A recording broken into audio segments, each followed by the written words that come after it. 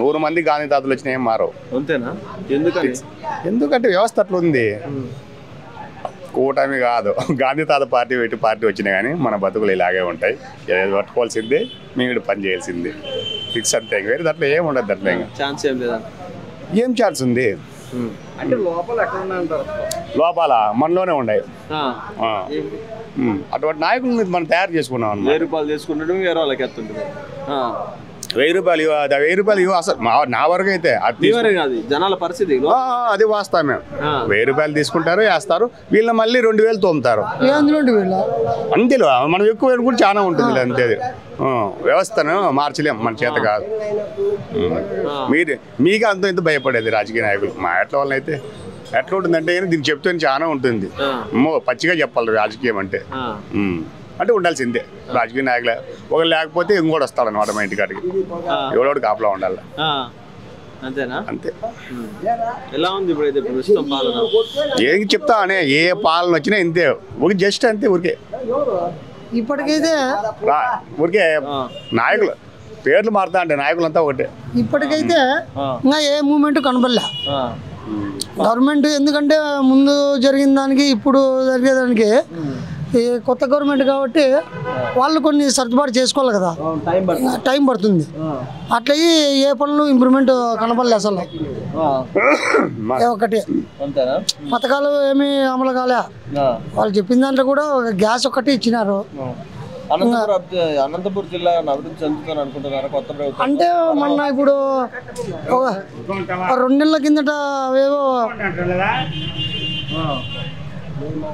2 నెలల కిందట అప్పుడు ఏదో ఒక 8 ఫ్యాక్టరీలు మనకి ఆంధ్రప్రదేశ్కి వస్తాయి, మన అనంతపురం జిల్లాలో కూడా పెడతామన్నారు. అవి ఏం ఫ్యాక్టరీలో మనకైతే ఐడియా లేదు. అదే ధర్మవరం ఎలా అనిపిస్తుంది? ధర్మవరం అభివృద్ధి అంటే ముందు ఇప్పటికీ అట్లే ఉంది, ఏమీ లేదు. మా కార్మికులకి అయితే ముందు గవర్నమెంట్లోనే బాగుంది. ఇప్పుడు ఈ గవర్నమెంట్ వచ్చిన నుంచి మా కార్మికులకి అంత అద్దమానము ఇంతవరకు. నేను 40 years అయింది వర్క్ చేయబట్టి.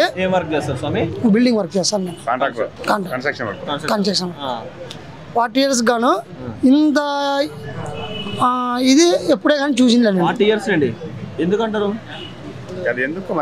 అయినా మెటీరియల్ రేటు తగ్గినాయి. ఇప్పుడు ఈ గవర్నమెంట్ వచ్చి నుంచి మెటీరియల్ అయితే రేటు తగ్గింది. ముందు గవర్నమెంట్ కి ఇప్పుడు గవర్నమెంట్ కి రేట్లు అయితే తగ్గినాయి, కానీ వర్కులు చేపిలే. ఒక్కరేగా ఏ ఒక్కరు వర్కులే చేపిలే. దాదాపు 6 నెలలు 8 నెలలు అవుతుంది వర్క్లే చేపిలే. మేమైతే ఇక్కడ ఖాళీ కూర్చొని అప్పులు చేసుకుంటా, వడ్డీలు కట్టుకుంటా, లోన్లు తెచ్చుకుంటా చాలా అర్థం అయిపోయింది మా వర్కర్స్ బతుకైతే. నాకు తెలిసి ఇంకా 2 ఏళ్ళు అసలు ఉంటుంది. మా ఏమున్నా కానీ గవర్నమెంట్ హౌసింగ్ ఇడిస్తేనే మాకే వర్క్ అంతా చేతికి. హౌసింగ్ వర్క్ దొరికే వరకు ఇబ్బందే. వలసపోయే గుళ్ళు ఎక్కడా లేదు. ఇంతకుముందు ఒక 7-8 ఏళ్ళ కిందట ధర్మవరం నుంచి వలసపోతాండ్రి. ఇప్పుడు ఈ 6 నెలలు అవతల ధర్మవరానికి చాలా మంది వలస వచ్చిన వాళ్ళు ఉన్నారు. ధర్మవరానికి ఒక కోలకత్తా వాళ్ళు తీసుకోండి, ఒక నెల్లూరు వాళ్ళు, ఒంగోలు వాళ్ళు మొత్తం అంతా ఇక్కడే ఉంటారు. ఇప్పుడు ప్రజెంట్ పని కల్పిస్తే బాగుంటుంది అంటారా? పని కల్పిస్తేనే మా చాలా పథకాలు అవసరం లేదు మాకు. మాకు చేతికి పని ఉంటే చాలు. పథకాలు ఇస్తారు, ఈ చేతి వీక్కుంటారు అనమాట. పథకాలు ఉంటే పని అయితే ఓకే, సో మా ఆరాంగా సంపాదించుకొచ్చి మన సొమ్ము తినచ్చు. ఆయన ఎవరో ఇస్తారు, మనం తింటారు అనుకుంటే కావాలి. ఏం అవసరము? పని చేసి సాయంత్రం మేడ్చాడు, నాకు డబ్బులు ఇస్తాడు. ఎవరితో అవసరం లేదు. ఆ పని కల్పించేదని ఉంటే చేయొచ్చు, అంతే. వేరేటివి ఏం ఆశించాల్సిన అవసరం ఏం లేదు.